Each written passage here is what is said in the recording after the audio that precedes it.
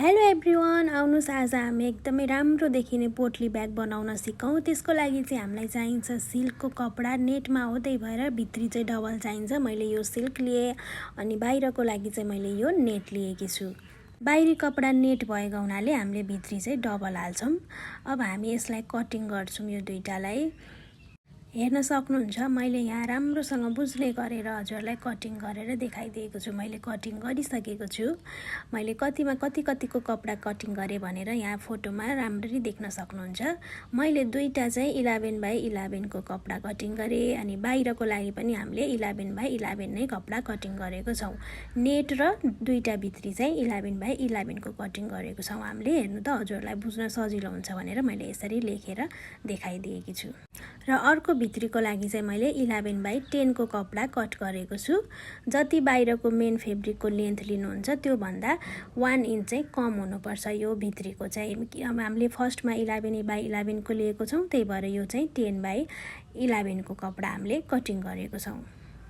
अब यति कपडा कटिङ गरिसकेपछि हामीलाई चाहिन्छ ह्यान्डलको लागि अनि त्यसपछि डोरीको लागि। 22 मा मैले यसरी कपडाहरू काटेर निकालिसकेको छु। यो चाहिँ हाम्रो ह्यान्डलको लागि हो, नेटको। अब फर्स्टमा हामीले बाहिरीलाई र अनि 11 बाई 11 को सिल्कलाई चाहिँ यसरी छेउबाट चारैतिरबाट जोडेर यसलाई चाहिँ एउटै फेब्रिक जस्तो गराउँछौँ। अब यो दुईटा कपडालाई चाहिँ जोडेर हामीले चारैतिर सिलाएर यसलाई चाहिँ एउटै फेब्रिक जस्तो देखिने गरी हामी सिलाइ लगाउँछौँ। हेर्न सक्नुहुन्छ भिडियोमा मैले राम्रोसँग देखाइदिएको छु। मैले दुईटै पार्ट यसरी जोडेर यसलाई चाहिँ एउटै फेब्रिक जस्तो बनाइसकेँ।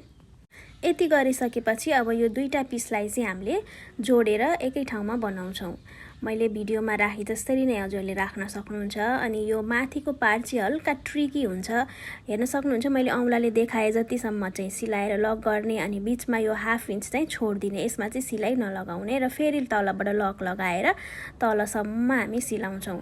यति साइड मात्रै सिलाउँछौँ, बिचमा चाहिँ हामी सिलाउँदैनौँ। अहिले बिचको भागलाई चाहिँ हामी अहिले ओपन नै छोडिदिन्छौँ र अर्को साइडमा पनि सेम तरिकाले सिलाइ लगाउँछौँ।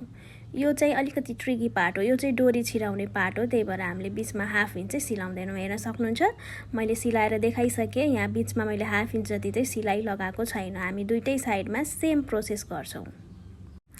यो त भयो हाम्रो बाहिरको पार्ट रेडी भयो। यो बिचमा चाहिँ हामीले सिलाइ लगाउने होइन अहिले। त्यसपछि हामीले जुन 10 बाई 11 को कपडा कटिङ गरेको थियौँ त्यसलाई पनि अब हामी सिलाइदिन्छौँ साइड। यसमा चाहिँ अघि बाहिर गरे जस्तो हाफ इन्च चाहिँ छोड्नु पर्दैन। यसमा चाहिँ नछोडिकन सिधै दुई साइड सिलाइदिने हो। हेर्नु त, मैले यो सिलाएर रेडी गरिसकेँ। दुई साइड नै मैले यसरी सिलाइ लगाएँ। अब हामी यो दुईटालाई चाहिँ फेरि मुख सिलाएर एउटै बनाउँछौँ। कसरी सिलाउने भनेर म यहाँ भिडियोमा देखाइदिन्छु। हेर्न सक्नुहुन्छ, यो भित्रको पार्टलाई चाहिँ हामीले उल्टै बनाउँछौँ र बाहिरकोलाई चाहिँ हामीले सुल्टो बनाउँछौँ र यो भित्रीको भित्र चाहिँ हामीले यो सुल्टो पार्टलाई छिराउँछौँ। यसरी राम्रोसँग बुझिराख्नु भएको छ होला। यसरी चाहिँ भित्र चाहिँ हामीले बाहिरको कपडा भित्र छिराएर अब यसरी यसको मुख चाहिँ हामी राउन्डै गरेर सिलाउँछौँ है। राउन्डै गरेर यो पुरै पार्ट सिलाइसकेपछि हामी चाहिँ यसमा ह्यान्डल जोइन गर्छौँ। मैले राउन्डै गरेर यो सिलाइसकेँ। हेर्नु त, सिलाइ भिडियोमा राम्ररी देखिएको छ। हजुरले सिलाइ देखेपछि बुझ्नुहुन्छ। र तलको पार्ट चाहिँ हामीले अहिले सिलाउँदैनौँ। अब सिलाइसकेको लुगालाई मैले भित्रबाट फोल्ड गरेँ, सुल्टो बनाएँ भनौँ। सुल्टो बनाएपछि चाहिँ हाम्रो माथिको पार्ट यस्तो देखियो। हेर्नु त, मैले ह्यान्डल पनि जोइन गरिसकेँ यसमा। अब यो मुखको पार्टलाई बाहिरबाट पनि टप स्टिच हान्छौँ हामी। मैले हातले इसारा गरे अनुसार नै सिलाइ लगाउँछौँ। अनि तलको पार्ट चाहिँ ओपन नै छ, अहिले हामी सिलाउँदैनौँ है। ह्यान्डल पनि हालेर रेडी गरिसकेपछि अब चाहिँ हामी तलको पार्ट सिलाइ लगाउँछौँ। हेर्नु त, मैले तलको पार्ट सिम्पल्ली जोइन गरेर अनि छेउछेउमा कुनामा पनि हल्का 1 इन्च जति सिलाएर यसरी चारपाटे डिजाइन निकालेको छु।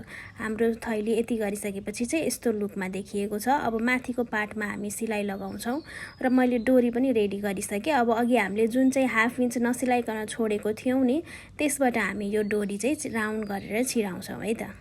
हेर्न सक्नुहुन्छ, मैले डोरी पनि छिराइसकेँ पालबाट। अब हामी यो डोरीको तल चाहिँ फिनिसिङ गर्नको लागि फुर्का लगाउँछौँ। फुर्का लगाएपछि हाम्रो यो थैली चाहिँ रेडी भयो। अनि थैली कस्तो धेरै नै बेसिक लाग्यो र मैले यसरी ह्यान्डलमा र फुर्कामा चाहिँ यो लेस झुन्डाइदिएँ अनि हेर्न सक्नुहुन्छ हाम्रो थैली चाहिँ यस्तो रेडी भएको छ। यस्तो राम्रो देखिएको छ यो। हेर्नु त कति राम्रो देखिएको छ यो। यसरी पार्टीहरुमा बोकेर जाँदा एकदमै राम्रो अनि एक्स्ट्रा देखिन्छ। एकदमै इजी छ थैली बनाउन। यो भिडियोमा अझै पनि केही बुझ्नु भएको छैन भने चाहिँ कमेन्ट गर्न सक्नुहुन्छ है त।